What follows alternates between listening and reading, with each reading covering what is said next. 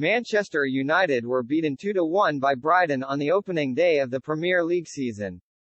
Gary Neville has hit out at the Manchester United hierarchy for handing Erik ten Hag an unacceptable situation heading into the new Premier League season.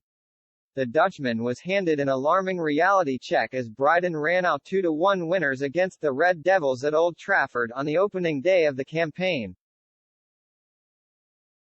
Showcasing the sheer size of the task at hand for the newly appointed boss. Brighton ran riot in the first half and could have been out of sight if they'd been more decisive in the final third. However, United battled back as Cristiano Ronaldo made an impact from the bench, but still, they failed to salvage a point as United's season got off to the worst possible start. Yet United legend Neville believes the blame rests with the board, who have failed to make their mark in the transfer market after a dismal 2021-22 campaign. He believes Ten Hag simply should have had more signings available at hand for the opener against the Seagulls, something that soon became evident during the contest.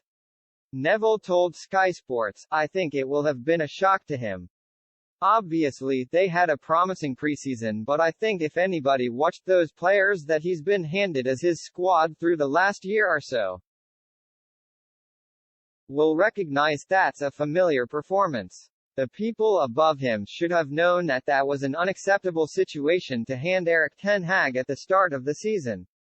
It needed improving. Obviously there are 2 or 3 weeks left of the transfer window, but he needed 3 or 4 weeks to be able to work with them. There's an element of every new coach who comes in thinks they can do better than the last coach, but the reality is that he's seen what those players are today." United are still hopeful of landing Frankie de Jong, but a striker is also among their growing list of priorities.